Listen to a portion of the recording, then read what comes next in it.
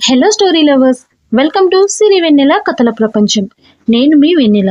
ఈరోజు రావణ్ 28 ఎపిసోడ్.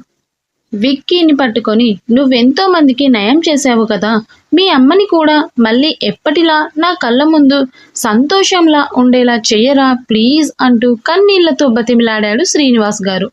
విక్కీ ఆ చేతుల్లోంచి తన చేతిని వెనక్కి తీసుకొంచు, క్షమించండి డాడీ, ఇంత చదివినా కూడా, ఎంత గొప్ప డాక్టర్ని అయినా కూడా నా వాళ్ళని నేను కాపాడుకోలేకపోతున్న ఒక అసమర్థుడిని నేను అంటూ వైశాలి గారి ముందు మోకరిల్లాడు విక్రమ్. మోకాళ్ళ మీద కూర్చొని వైశాలి గారి చెయ్యి పట్టుకొని ఆర్తిగా మా అంటూ పిలిచాడు. కొడుకు పిలుపు ఆ తల్లి మనసు చేరిన మెదడు గుర్తించలేని పరిస్థితి ఆమెది. మా ప్లీజ్, ఒక్కసారి ఒక్కసారి లేమ్మా, నేను నీ విక్కీ కన్నాను వచ్చాను అంటూ కన్నీళ్లతో పిలిచాడు విక్కీ. కానీ ఆమెలో ఎటువంటి చలనం లేదు. అది ఈ రోజేం కొత్త కూడా కాదు వాళ్ళకి. గత 5 నెలలుగా ఆవిడ పరిస్థితి ఇదే. ఎప్పుడైతే విజ్జు గురించిన న్యూస్ తెలిసిందో ఆ రోజే ఆ విషయం విన్న ఆమె మైండ్ అప్పుడే అక్కడే స్తంభించిపోయింది. 25 ఏళ్లుగా అల్లారు ముద్దుగా కంటి పాపలా చూసుకుంటున్న కొడుకు ఉన్నట్టుండి అలా అవ్వడంతో తట్టుకోలేకపోయింది కన్నపేగు. అసలైతే మొదట్లో విజ్జు కనబడలేదన్న బాధలో ఆమె మైండ్ స్టెబిలిటీ పోయి విజ్జు విజ్జు అంటూ అరుస్తూనే ఎక్కడెక్కడో తిరిగి వెతుకుతూ ఉండేవారు. నిద్రలోంచి ఉలిక్కిపడి లేచి ఏడుస్తూ ఉండేది. అర్ధరాత్రులు ఇల్లు దాటి ఎక్కడెక్కడో పరిగెత్తేది. శ్రీనివాస్ గారు రూమ్లో ఆమెకు కాపలాగా ఉంటే విక్కీ వాళ్ళ రూమ్ బయటే ఉన్న సోఫాలో పడుకొని ఉండేవాడు కాపలాగా. అలా వైశాలి గారు పరిగెత్తిన ప్రతిసారి ఆమెను కంట్రోల్ చేయడానికి వాళ్ళకి ఎన్ని నిద్రలేని రాత్రులు గడిచిపోయాయో లెక్కే లేదు. విజ్జు ఇండియా వెళ్ళిన తర్వాత 20 రోజుల వరకు ఆ తండ్రి కొడుకులకి కంటి మీద కొనుకు లేదు. ఆ ఇంట్లో కలలేదు. ఇటు శ్రీనివాస్ గారు అటు విక్కీ ఇంట్లోంచి బయటకు అడుగు బయట పెట్టలేదు. కానీ రోజులు ఎప్పుడూ ఒకేలా ఉండవు కదా అన్నట్టు ఒకరోజు శ్రీనివాస్ గారికి board of meetings members urgent meeting arrange చేయడంతో తప్పక ఆఫీస్కి వెళ్లాల్సి వచ్చింది శ్రీనివాస్ గారు. అప్పటికే 20 డేస్ నుండి అసలు ఆఫీస్ వైపే చూడని శ్రీనివాస్ గారి బిజినెస్లు మొత్తం డౌన్ అయిపోయాయి. ఉన్నట్టుండి షేర్ వాల్యూస్ కూడా పడిపోవడంతో చాలా వరకు లాస్ వచ్చింది కంపెనీలో. దాంతో ఈవినింగ్ వరకు ఆఫీస్ మీటింగ్లోనే ఉన్నారు శ్రీనివాస్ గారు. ఇంటికి వచ్చేసరికి ఎప్పుడో సాయంత్రం కూడా. అప్పటి వరకు విక్కీ దగ్గరుండి వైశాలి గారిని కనిపెట్టుకొని ఉన్నాడు. అదే రోజు విక్కీ కూడా ఒక ఎమర్జెన్సీ సర్జరీ రావడంతో శ్రీనివాస్ గారు రాగానే తనకు చెప్పి విక్కీ వెళ్ళిపోయాడు హాస్పిటల్కి. దేవుడు అనుకుంటే జరగాల్సిన ఘోరం ఏ విధంగా అయినా జరిగి తీరుతుంది అని ఆ రోజే అర్థమయ్యింది శ్రీనివాస్ గారికి. తామెంత జాగ్రత్తగా కాపాడుకున్న వైశాలి గారికి మరింత అనారోగ్యాన్ని రాసిపెట్టి ఉంటే ఎవ్వరు మాత్రం ఏం చెయ్యలేరు అన్నట్టు.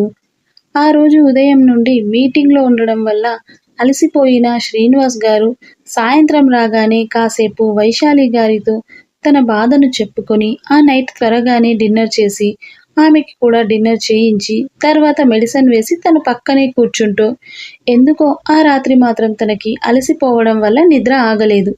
శ్రీనివాస్ గారికి కంటి మీద కొనుకు చేరడం ఆలస్యం. అప్పుడే వెంటనే నిద్రలేచారు వైశాలి. అప్పటికే తనకి మెంటల్ స్టెబిలిటీ సరిగ్గా లేనందున బయటికి రూమ్ నుంచి పెళ్లిగా బయటకు వచ్చింది శ్రీనివాస్ గారికి మెలకువ రాకుండా. అంటే తన దృష్టిలో వీళ్ళు విజ్జు దగ్గరికి వెళ్ళనివ్వట్లేదు అని అనుకుంటూ విజ్జుని వెతకడానికి మెల్లిగా ఆ రూమ్లోంచి బయటకు వచ్చి ఇంట్లోంచి కూడా బయటకు వెళ్ళిపోయింది వైశాలి. ఒక్కసారి మెయిన్ గుమ్మం దాటి బయటకు వచ్చిన తనకి సెక్యూరిటీ కూడా నిద్రపోతుండడం గమనించి వెంటనే గేట్ తీసుకొని రోడ్ల మీద పరుగులు పెట్టడం స్టార్ట్ చేసింది వైశాలి. తను మెయిన్ డోర్ తీస్తున్నప్పుడే మెలకువ వచ్చిన శ్రీనివాస్ గారికి నిద్రలేచి బెడ్ మీద చూసేసరికి వైశాలి కనబడక వెంటనే వాష్రూమ్ దగ్గరికి వెళ్ళి చూస్తే అక్కడ కూడా లేదు. బాల్కనీలోకి చూసి అక్కడ లేకపోతే వెనక్కి తిరుగుతున్న టైంలో గేట్ సౌండ్ వినిపించడంతో అటువైపు చూసి వైశాలి గేట్ దాటుతుండడం చూసి పరుగున కిందికి వెళ్ళాడు శ్రీనివాస్. కానీ అతను గేట్ వరకు వచ్చేసరికి ఆవిడ గేట్ దాటుకుని పరుగులు పెట్టేసింది రోడ్డు మీద. శ్రీనివాస్ గారు వైషు అంటూ వెనకాల పరిగెత్తుకుంటూ వస్తూనే ఉన్నారు. వెనక్కి చూసిన వైశాలి గారికి శ్రీనివాస్ గారు ఎక్కడ తనను పట్టుకుంటారో అన్న భయంతో నడకను కాస్త పరుగుగా మార్చింది ఆవిడ. వెనక్కి చూస్తూ ముందుకు వెళ్తున్న ఆవిడ మెయిన్ రోడ్ దగ్గరికి వచ్చేసింది ఆవిడ చూసుకోకుండానే. అసలే రాత్రి, ఇంకా అక్కడ వెహికల్స్ తాకిడి ఎక్కువగా ఉండడంతో అర్ధ ట్రాఫిక్లో మధ్యలో అటూ ఇటూ తిరుగుతూ చూస్తూ విజ్జు విజ్జు అంటూ వెనక్కి చూస్తూ ముందుకు పరిగెడుతున్న ఆవిడకి అనుకోకుండా స్పీడ్గా దూసుకు వస్తున్న ఓ కార్ రావడం, ఆమెని ఢీ కొట్టి వెళ్ళిపోవడం జరిగిపోయాయి క్షణకాలంలో.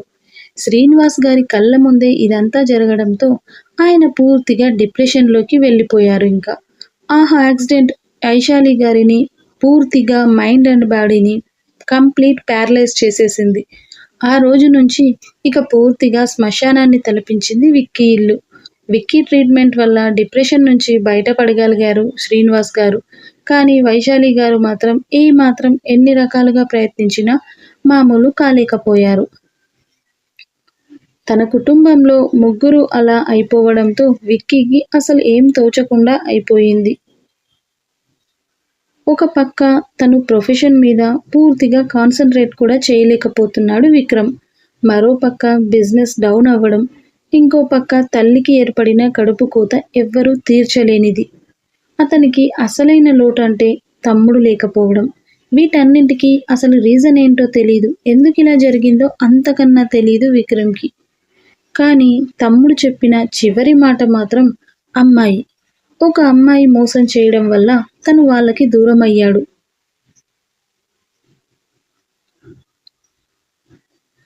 విద్యు దూరం అవ్వడం వల్ల వాళ్ళ అమ్మగారికి యాక్సిడెంట్ అయ్యింది. ఆ యాక్సిడెంట్ కళ్ళారా చూసిన శ్రీనివాస్ గారు డిప్రెషన్లోకి వెళ్ళిపోయారు. ఇలా ఒక్క అమ్మాయి వల్ల వాళ్ళ కుటుంబం మొత్తం సఫర్ అయ్యింది. ఇలా ఆలోచనలోనే కాలం గడిచిపోతున్న విక్రమ్కి మళ్ళీ వాళ్ళ డాడీ ఆఫీస్ నుండి కాల్ రావడం, సేమ్ అప్పుడు శ్రీనివాస్ గారికి చెప్పిన ప్రాబ్లం మళ్ళీ రిపీట్ అవ్వడంతో ఇక విక్రమ్ తప్పక వాళ్ళ డాడీ బిజినెస్లోకి రావడం జరిగింది.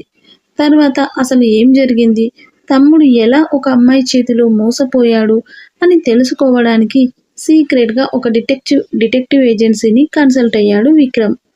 విద్యు నెంబర్ ఇచ్చి ఆ ఫోన్ నెంబర్కి సంబంధించిన ఓల్డ్ డేటా అంతా తనకి తెలియాలి అని, అది తనకు వాళ్ళకి మధ్యలోనే సీక్రెట్గా ఉండాలని మరీ చెప్పాడు విక్రమ్.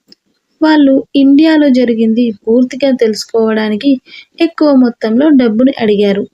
వాళ్ళు అడిగినంత మనీ ఇచ్చి డీటెయిల్స్ మాత్రం తనకు కాకుండా మరెవరికి తెలియడానికి వీల్లేదని చాలా గట్టిగా చెప్పాడు విక్రమ్.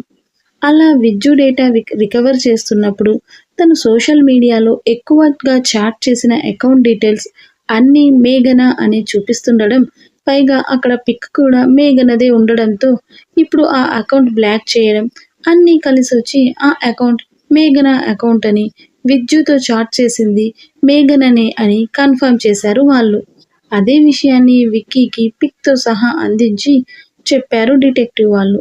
మొదట మేఘన పిక్ చూసిన విక్రమ్ మేఘన అలాంటి అమ్మాయి అంటే నమ్మలేదు. ఆమె కళ్ళల్లో అమాయకత్వం చూసి ఆ డిటెక్టివ్ వాళ్ళు ఏమైనా పొరబడుతున్నారేమో అని మళ్ళీ అడిగాడు వాళ్ళని కన్ఫర్మేషన్ కోసం. మీరు సరిగ్గానే చెక్ చేశారా? ఈ పిక్లోని అమ్మాయేనా ఆ అకౌంట్ హోల్డర్ అని అడిగాడు వాళ్ళని క్రాస్ చెకింగ్గా. ఎస్ సార్, మేము కంప్లీట్గా చెక్ చేశాకే మీ వరకు ఇన్ఫర్మేషన్ ఇచ్చింది అని నమ్మకంగా చెప్పారు వాళ్ళు. వాళ్ళు అంత ఖచ్చితంగా చెప్పడం, పైగా విద్యు చివరగా తనకు ఫోన్ చేసిన రోజున కూడా ఆ అమ్మాయి ఫేస్ ఎంతో అమాయకంగా ఉంటుందని, అందుకని తను ఎలాంటిదో తాను పోల్చుకోలేకపోయానని విద్యు చెప్పడం గుర్తొచ్చి తను కూడా మేఘననే అని ఫిక్స్ అయిపోయాడు విక్రమ్. ఆ తర్వాత డిటెక్టివ్ ఏజెన్సీ వాళ్లకు అడిగిన దానికన్నా రెట్టింపు మనీని ఇచ్చి ఈ విషయం ఎప్పటికీ మనిద్దరి మధ్య కాన్ఫిడెన్షియల్గా ఉండాలి అని, ఈ డీటెయిల్స్ తీసుకున్నానన్న మ్యాటర్ ఎట్టి పరిస్థితుల్లోనూ బయటకు రాకూడదని, ఇక నుండి ఇంకెప్పుడు తనను కలవడానికి వీల్లేదని, తనతో కాల్ మాట్లాడడానికి కూడా ట్రై చేయొద్దు అని సీరియస్గా వార్నింగ్ ఇచ్చి వాళ్ళని పంపించేశాడు విక్రమ్. వాళ్ళు అన్నింటికీ ఓకే సార్ అని చెప్పి అడిగిన దానికన్నా ఎక్కువగా వచ్చిన ప్రాఫిట్ని చూసి సంతోషంగా వెళ్ళిపోయారు. విక్కీ వాళ్ళు వెళ్ళిపోగానే తన పర్సనల్ రూమ్లోకి వెళ్ళి డిటెక్టివ్ ఏజెన్సీ వాళ్ళని అప్రోచ్ అయిన ఫోన్ నెంబర్ ఉన్న సిమ్ కార్డ్ని తీసి విరగ్గొట్టి వాష్రూమ్లో వేసి ఫ్లాష్ చేసేశాడు. ఆ తర్వాత మేఘన పిక్ చూస్తూ కోపంగా, నీలాంటి ఆడదాని వల్ల నా తమ్ముడు నాకు దూరమయ్యాడు, నా కుటుంబం మొత్తం సఫర్ అవుతుంది, కేవలం నీ ఎంజాయ్మెంట్ కోసం ఇంతమంది జీవితాలతో ఆడుకున్నావు, నీలాంటి వాళ్ళ వల్ల నా తమ్ముడు లాంటి వాడు ఒక్కడు మాత్రమే కాదు, ఎంతోమంది ఫ్యామిలీస్ బాధపడుతున్నాయి, నువ్వు చేసిన తప్పు తెలుసుకొని కుళ్ళి కుళ్ళి ఏడ్చేలా చేసి నా కుటుంబం పడుతున్న బాధకి 10 రెట్ల బాధని నీకు ఇస్తూ బుద్ధి వచ్చేలా చెయ్యకపోతే నా పేరు విక్రమే కాదు అని ఆవేశంగా అనుకొని అప్పటికప్పుడు ఏం చెయ్యాలో ఎలా చెయ్యాలో ఆలోచించి ఒక నిర్ణయానికి వచ్చాడు విక్రమ్. ఆఫీస్లో ఉన్నప్పుడు తన ప్లాన్ ఇంప్లిమెంట్ చేయడానికి ఇండియాకి టికెట్ కూడా కన్ఫర్మ్ చేసేసుకొని ఇంటికి వెళ్ళి వైశాలి గారికి ట్రీట్మెంట్ కోసం కావలసిన హాస్పిటల్ ఎక్విప్మెంట్ మొత్తం ఒక రూమ్లో ఫిక్స్ చేసి తనకు తెలిసిన బెస్ట్ న్యూరో సర్జన్ని వైశాలి గారి కోసం అపాయింట్ చేసి 2 నర్సులను కూడా వైశాలి గారి దగ్గరే ఉండేలా చూసుకునేలా మాట్లాడి శ్రీనివాస్ గారితో తనకు అర్జెంట్ వర్క్ ఉందని, ఎక్కడికి ఏంటి అని అప్పుడు అడగొద్దు అని ఆయన చేత ఒట్టు వేయించుకొని మరీ అసలు విషయం చెప్పకుండా ఇండియాకి బయలుదేరాడు విక్కీ. ఆ తర్వాత జరిగిందంతా మీకు తెలిసిందే. ఇదంతా గతం, ఇప్పుడు ప్రెజెంట్. ఆ రోజు నుండి ఎమర్జెన్సీ సర్జరీలు తప్ప తను మిగతా టైంలో హాస్పిటల్కి వెళ్ళడం తగ్గించాడు విక్కీ. మిగిలిన టైంలో వాళ్ళ డాడీ ఆఫీస్కి వెళ్ళడం చేస్తూ తనని తాను బిజీగా మార్చుకున్నాడు. అటు బిజినెస్ను చూసుకుంటూనే తన ప్రొఫెషనల్ లైఫ్ని కూడా లీడ్ చేస్తూ రోజు 24 గంటల్లో నిద్రపోయే 6 గంటలు మాత్రమే తనను తాను కేటాయించుకున్న టైం. అతను ఒక్క 10 నిమిషాలు తన బ్రెయిన్కి రెస్ట్ ఇచ్చాడు అంటే ఆ బ్రెయిన్లో ఖచ్చితంగా విజ్జు ఆలోచనలే ఉండేవి. అందుకే అసలు ఖాళీ అనేది లేకుండా ఉండేవాడు విక్రమ్ ప్రతిరోజు. ఇంటికి వచ్చాక ఇప్పుడు జరిగేది. మోకాళ్ళ మీద కూర్చుని వైశాలి గారి ముందు చెయ్యి పట్టుకుని ఆర్తిగా మా అంటూ పిలిచాడు విక్రమ్. తను ఎంత బాధపడినా ఆవిడలో లేని చలనం మళ్ళీ మళ్ళీ అతని మనసుని ముక్కలుగా చేస్తుంటే మేఘన విషయంలో అతని తప్పేమీ లేదని తనను తాను మరోసారి జడ్జి చేసుకున్నాడు విక్కీ. విక్కీ భుజం మీద చెయ్యేసి, ఇన్నాళ్ళు ఎక్కడికి వెళ్ళావు విక్కీ అని అడిగారు శ్రీనివాస్. ఇండియా వెళ్ళాను డాడీ అన్నాడు విక్కీ ఏ భావం లేకుండా. ఇండియానా? కానీ ఎందుకు అని అడిగారు శ్రీనివాస్ అయోమయంగా. నేను అర్జెంటుగా చేయవలసిన కొన్ని పనులు పెండింగ్లో ఉంటే అవి క్లియర్ చేయడానికి వెళ్ళాను డాడీ అని చెప్పడంతో శ్రీనివాస్ గారికి విక్కీ చెప్పింది అర్థం కాలేదు. కానీ ఇంకా రెట్టించి అడగాలి అని కూడా అనుకోలేదు అతను. ఎందుకంటే ఒకరితో చెప్పించుకునే స్థితిలో తన కొడుకు లేడని నమ్మకం ఆయనకి.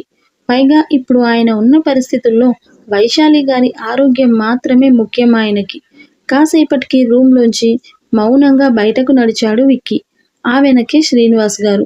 నేరుగా అతని రూమ్లోకి వెళ్ళబోతున్న విక్కీకి మధ్యలో ఉన్న విజ్జు రూమ్ దగ్గరికి రాగానే అక్కడి నుండి తన అడుగులు కదలనన్నాయి. ఆ రూమ్ లాక్ చేసి ఉండడంతో అక్కడే నిలబడి ఆ గదిలో తమ్ముడితో ఉన్న జ్ఞాపకాలను తలుచుకోగానే కళ్ళు చెమ్మగిల్లాయి అతనికి.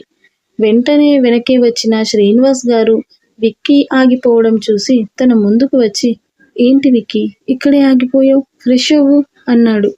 హా డాడీ ఓకే అంటూ పక్కకి తిరిగి వెళ్ళిపోయాడు విక్కీ. ఈవినింగ్ విక్కీ రూమ్లో బెడ్ మీద కూర్చొని వైశాలి గారి కేస్ షీట్స్ని రిపోర్ట్స్ అన్నీ చూస్తున్నాడు. కానీ ఏం లాభం లేదు. అతను వెళ్ళిన రోజు నుండి ఇప్పటి వరకు ఆమె హెల్త్ కండిషన్లో ఎటువంటి మార్పు లేదు. శరీరానికి తగిలిన దెబ్బలు ఎప్పుడో మాయమయ్యాయి. కానీ ఆమె మనసు పడుతున్న వేదన, మానసిక సంఘర్షణ మాత్రం ఏ మెడిసిన్ తీర్చలేనిది. దానివల్లే ఆమె కోలుకోలేకపోయింది ఇన్నాళ్ళైనా కూడా. ఆమెను మళ్ళీ ఎలా మామూలుగా మార్చాలో తెలియట్లేదు విక్కీకి. మనసులోని బాధలను తీర్చే మందులు ఇప్పటి వరకు ఏ వైద్యంలోనూ లేదు కదా. అన్నీ చూసిన విక్కీ తల పట్టుకొని, ఎలా మా మళ్ళీ నువ్వు మునిపటిలా మా అమ్మలా మారే అవకాశమే లేదా అని ఆలోచిస్తూ ఉండగానే విద్యు జ్ఞాపకాలు మళ్ళీ గుర్తుకు వచ్చి మనసంతా భారంగా మారిపోయి అలాగే వెనక్కి వాలిపోయాడు విక్కీ. ఎప్పుడు నిద్ర పట్టేసిందో తెలియనే లేదు. ఆ నైట్ డిన్నర్ కూడా చేయలేదు. అసలు ఆ ఇంట్లో తినడం అన్న మాటే మర్చిపోయారు ఇద్దరు తండ్రి కొడుకులు. ఇంట్లో పని వాళ్ళు గుర్తు చేస్తే మెడిసిన్ కోసం మాత్రమే భోజనం చేసే శ్రీనివాస్ గారు, అసలు ఆకలి అన్న ఊసే లేని వైశాలి గారు. వాళ్ళ లోకంలో వాళ్ళుంటే ఇక విక్రమ్ ఆకలి గురించి ఆలోచించేదెవరు? పని మనిషి వచ్చింది విక్రమ్ కోసం. కానీ అతడు నిద్రలో ఉండేసరికి లేపకుండానే వెళ్ళిపోయింది. తెల్లవారే వరకు నిద్ర లేవనే లేదు విక్రమ్. తెల్లవారి కళ్ళు తెరిచిన విక్రమ్కి అతని కళ్ళెదురుగా మేఘన కనబడలేదు. పూర్తిగా కళ్ళు తెరిచి చూశాడు. ఎక్కడికి వెళ్ళిందా అని కళ్ళు నులుముకొని మరీ చూశాడు విక్రమ్.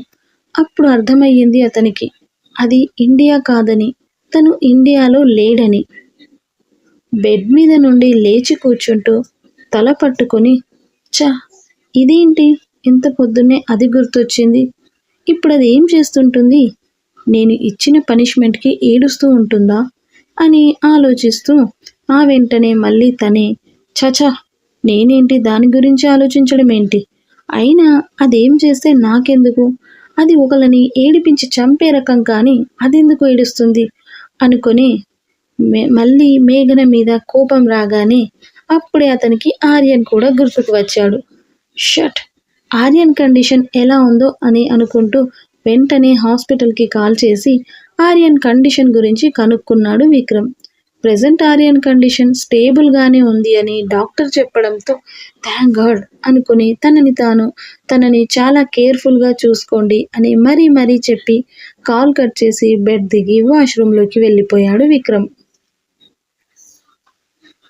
మార్నింగ్ ఫ్రెష్ అయ్యాక ఆఫీస్కి వెళ్తూ తనని మరోసారి వైశాలి గారి దగ్గరికి వెళ్ళి ఆమెను పూర్తిగా చెక్ చేసి కండిషన్ స్టేబుల్గా ఉండడం చూసి వాళ్ళ డాడీకి కూడా చెక్ చేసి దగ్గరుండి తనే వాళ్ళ అమ్మకి బ్రేక్ఫాస్ట్ కూడా చేయించి ఇద్దరికి మెడిసిన్ వేసి తను ఆఫీస్కి వెళ్ళిపోయాడు విక్రమ్. ఆఫీస్కి వెళ్ళడం 3 months నుండి పెండింగ్లో ఉన్న వర్క్ అంతా అతనే ముందేసుకొని చేయడం, ఎప్పుడో రాత్రికి ఇంటికి చేరడం, అదే అతని రోజు దినచర్యగా మారిపోయింది కొన్ని రోజులుగా. అలా ఎవ్రీడే మార్నింగ్ ఈవినింగ్ హాస్పిటల్కి కాల్ చేసి ఆర్యన్ సిచ్యువేషన్ కూడా తెలుసుకుంటూనే ఉన్నాడు విక్రమ్ క్రమం తప్పకుండా. ఇలా చూస్తుండగానే కాలం గిర్రున తిరిగి ఓ వారం రోజులను తిప్పించింది కాలచక్రంలో. ఇండియాలో ఆర్యన్ని హాస్పిటల్ నుండి డిశ్చార్జ్ చేసే రోజు కూడా రానే వచ్చేసింది. మరోసారి వీడియో కాన్ఫరెన్స్లో అతని కండిషన్ చెక్ చేసి ప్రజెంట్ తనకు చేసిన టెస్ట్ రిపోర్ట్స్, స్కాన్ రిపోర్ట్స్ అన్నీ ఓసారి చూసి తనకి మెయిల్ చెయ్యమని చెప్పాడు విక్రమ్. అవన్నీ మరోసారి కేర్ఫుల్గా చెక్ చేసి అంతా ఓకే అనుకున్నాకే వాళ్ళని డిశ్చార్జ్ చేయమని చెప్పాడు. ఈ వారంలో చాలాసార్లు అతని అపాయింట్మెంట్ కోసం ఎదురు చూశారు అంతకుముందు మేనేజర్ చెప్పిన వాళ్ళు. కానీ విక్రమ్ మాత్రం రిసెప్షన్లో చాలా గట్టిగా చెప్పాడు, తన పర్మిషన్ లేకుండా అతను అపాయింట్మెంట్ ఇవ్వకుండా ఎవరిని తన కోసం ఎలో చేయొద్దు అని. కానీ వాళ్ళు కూడా వెనక్కి తగ్గకుండా ప్రతిరోజు విక్రమ్ అపాయింట్మెంట్ కోసం ప్రయత్నిస్తూనే ఉన్నారు. అట్లీస్ట్ తన ఫోన్ నెంబర్ అయినా ఇవ్వమని రిసెప్షన్లో చాలా బ్రతిమిలాడారు. కానీ విక్రమ్ ముందుగానే చెప్పడంతో ఫోన్ నెంబర్ కూడా ఇవ్వలేదు రిసెప్షన్లో. ఇదంతా సీసీ ఫుటేజ్లో చూస్తున్న విక్రమ్ ఆలోచనలో పడ్డాడు. ఎందుకు ఇలా వీళ్ళు పదే నన్ను కలవాలని అనుకుంటున్నాడు ఇతను అనుకుంటూనే రిసెప్షన్కి కాల్ చేసి నీ ఎదురుగా ఉన్న వాళ్ళకి రేపు మార్నింగ్ 11 AM అపాయింట్మెంట్ ఇస్తున్నాను అని చెప్పు అన్నాడు ఒకే మాటగా విక్రమ్. రిసెప్షన్లో ఉన్న అమ్మాయికి విక్కీ చెప్పింది ఏంటో అర్థం కాక సార్ అని కన్ఫ్యూజన్గా పిలిచింది రిసెప్షనిస్ట్. ఇప్పుడు నీ ఎదురుగా ఎవరున్నారు? అతనికి రేపు మార్నింగ్ 11 AM నా అపాయింట్మెంట్ ఫిక్స్ చేస్తున్నాను, అదే విషయం వాళ్ళతో చెప్పు అని మరొక్కసారి క్లియర్గా వత్తి పలికి చెప్పి కాల్ కట్ చేశాడు విక్రమ్. రిసెప్షనిస్ట్ విక్కీ చెప్పింది చెప్పినట్టుగా ఎదురుగా ఉన్న అతనికి చెప్పగానే అతను okay thank you so much అంటూ వెళ్ళిపోయాడు. నెక్స్ట్ డే మార్నింగ్ విక్కీ రాకముందే అతను ఆఫీస్ బయట ఎదురు చూస్తూ ఉన్నాడు విక్కీ కోసం. విక్కీ ఆఫీస్కి వస్తూ కారులో నుండి గేట్ దగ్గర నిలబడి అతన్ని చూసి ఇదేంటి నేను 11 అని అంత క్లియర్గా చెప్పాక కూడా ఇప్పుడే వచ్చాడు అని ఆలోచిస్తూ కార్ ఆపకుండా లోపలికి వెళ్ళిపోయాడు అతను. అతనికి అపాయింట్మెంట్ ఇచ్చిన టైం వరకు ఉన్న వర్క్ అంతా కంప్లీట్ చేసుకొని వెయిటింగ్ హాల్లో ఎదురు చూస్తున్న అతన్ని లోపలికి పంపమని రిసెప్షనిస్ట్కి చెప్పాడు విక్రమ్.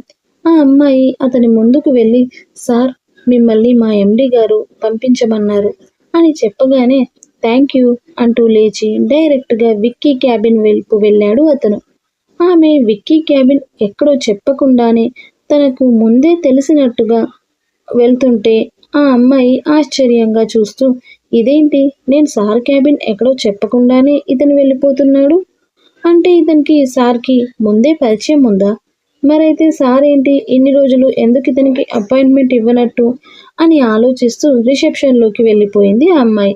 సరిగ్గా 5 నిమిషాల తర్వాత విక్కీ ఛాంబర్లో, గుడ్ మార్నింగ్ సార్ అని అతను విష్ చేసి, నేను మీ గురించి చాలా రోజుల నుంచి ఎదురు చూస్తున్నాను సార్ అని చెప్తుంటే కనీసం అతని వైపు కూడా చూడకుండా ఎందుకు వచ్చావు అని అడిగాడు విక్కీ సీరియస్గా.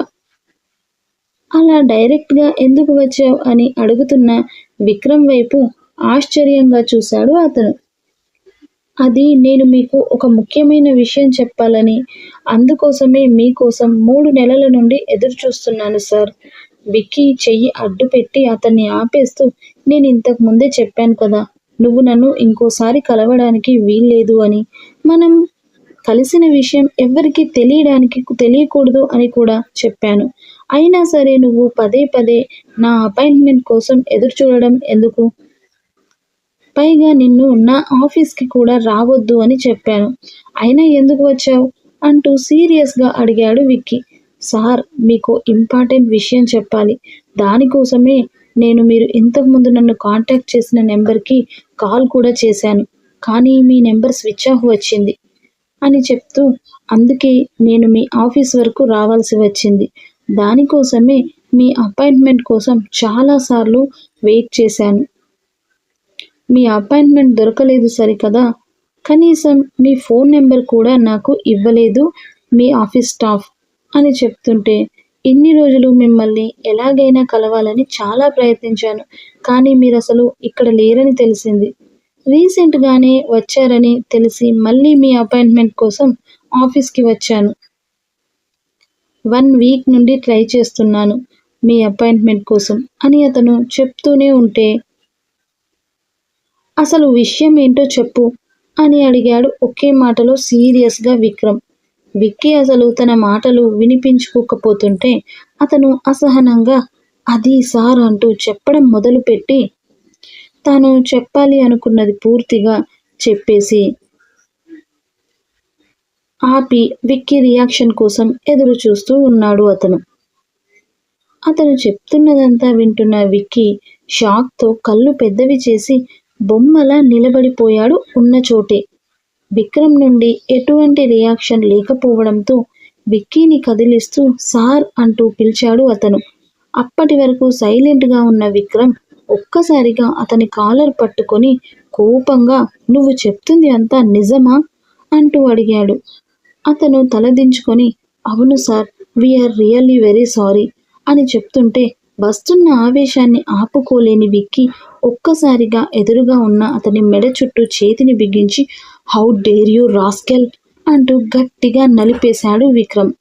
తర్వాత ఏం జరగబోతుందో తెలుసుకోవాలనుకుంటే వింటూనే ఉండండి రావణ్, ఓన్లీ అండ్ సిరివెన్నెల కథల ప్రపంచం. స్టోరీ నచ్చితే లైక్ చేయండి, షేర్ చేయండి, కమెంట్ చేయండి అండ్ నన్ను సబ్స్క్రైబ్ చేసుకోండి. డైలీ 2 అప్డేట్స్ కావాలంటే 12 to 15 minutes ఇస్తాను. డైలీ 1 అప్డేట్ అయితే 20 to 25 minutes ఇస్తాను. మీకు ఎలా కావాలో మీరే మీ కామెంట్స్లో చెప్పండి. మీరు చెప్పిన దానికి నేను వాల్యూ ఇస్తాను. సో మీరు ఎలా అయితే